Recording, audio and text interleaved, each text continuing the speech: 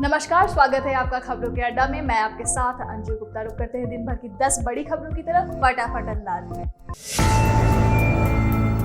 उत्तराखंड 4 धाम यात्रा आज से शुरू हो गई है। गंगोत्री यमुनोत्री धाम के कपाट आज अक्षय तृतीया के अवसर पर खोल दिए गए हैं, जबकि बद्रीनाथ धाम के कपाट 27 अप्रैल और केदारनाथ धाम के कपाट 25 अप्रैल को खुलेंगे। 4 धाम यात्रा को लेकर तैयारियां पूरी कर ली गई है। इस दौरान उत्तराखंड के मुख्यमंत्री पुष्कर सिंह धामी ने कहा कि आज यमुनोत्री धाम से 4 धाम यात्रा प्रारंभ हो रही है। मैं सभी को बधाई देता हूँ और इस बार की यात्रा हर्षोल्लास के साथ होगी। कोई भी श्रद्धालु यहाँ आएंगे तो सभी को दर्शन कराएंगे, इसलिए कैंपिंग की व्यवस्था को समाप्त कर दिया गया है।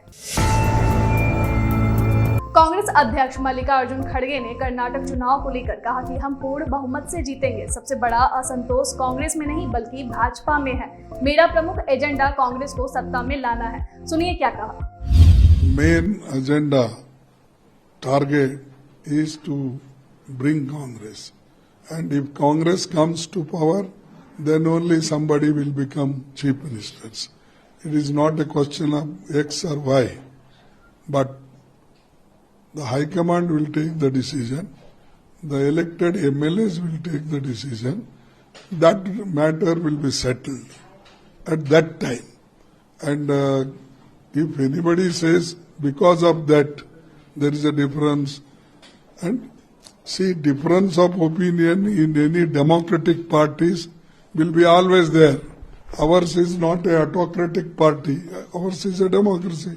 People have got different views, different thinking, but ultimately they will go with High Command's view.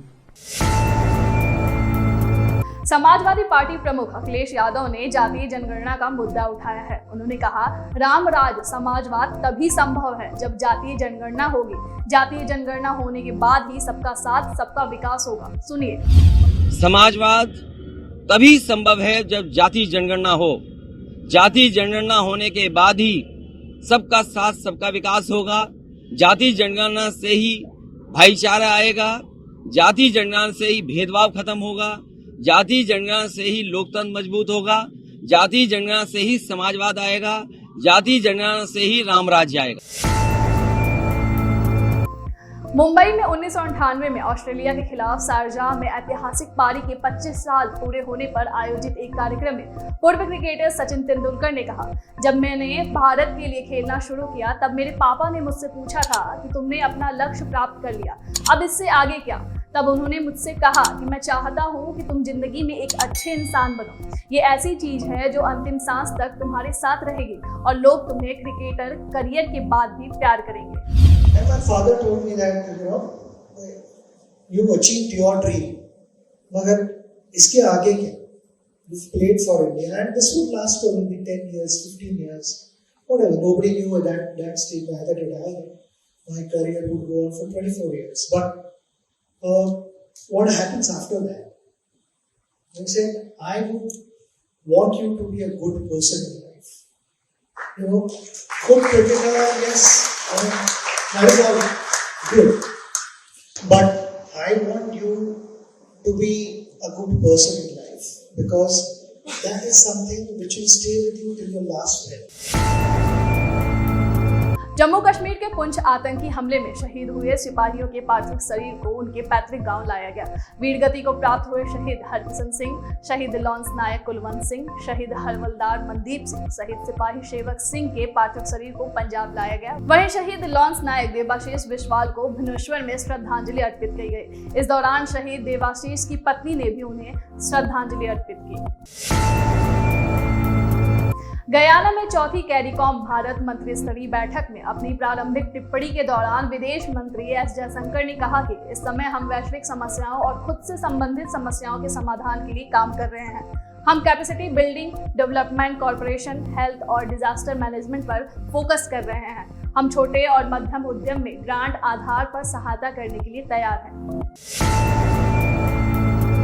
चीन और पाकिस्तान की दोस्ती तो जग जाहिर है, लेकिन दोनों की इस दोस्ती में पैसा बीच में आ गया है। चीन ने पाकिस्तान को चेतावनी दी है कि वो उसके पैसे लौटा दे। पाकिस्तान पहले से ही कर्जदार है, दुनिया के सामने कटोरा लेकर कर्ज की भीख मांगता है। उसे जब किसी ने कर्ज नहीं दिया तब उसके दोस्त चीन ने कर्ज दिया, लेकिन कंगाल पाकिस्तान से चीन ने अपने कर्ज के पैसे वापस मांगे हैं। लेकिन पाकिस्तान के पास खाने के लाले पड़े हैं तो मुश्किल है कि वो कर्ज चुकाएगा। ऐसे में पाकिस्तान चीन की ओर से पाकिस्तान की मुश्किलें बढ़ सकती है। ब्रिटिश प्रधानमंत्री ऋषि सुनक के करीबी सहयोगी और उप प्रधानमंत्री डोमिनिक रॉब ने इन आरोपों के बीच शुक्रवार को इस्तीफा दे दिया है। वो ब्रिटिश सरकार के विभिन्न विभागों में काम करते हुए कर्मचारियों पर धौंस दिखाते थे। रॉब का ये कदम सुनक के लिए बड़ा झटका हो सकता है। विभिन्न लोक सेवकों ने बृहस्पतिवार को इस संबंध में आरोप लगाए थे और इस मामले में स्वतंत्र रिपोर्ट सुनक को सौंप दी गई है। ब्रिटेन के न्याय मंत्री रॉब पर तभी से फैसले को लेकर अटकलें लगाई जा रही थी। ओलिवर डाउडेन को नया डिप्टी पीएम नियुक्त किया गया है। आंध्र प्रदेश में भारतीय अंतरिक्ष अनुसंधान संगठन यानी इसरो ने श्रीहरिकोटा के सतीश धवन अंतरिक्ष केंद्र से सिंगापुर के 2 उपग्रहों के लिए 7 PSLV C55 लॉन्च किया है। देखें तस्वीरें।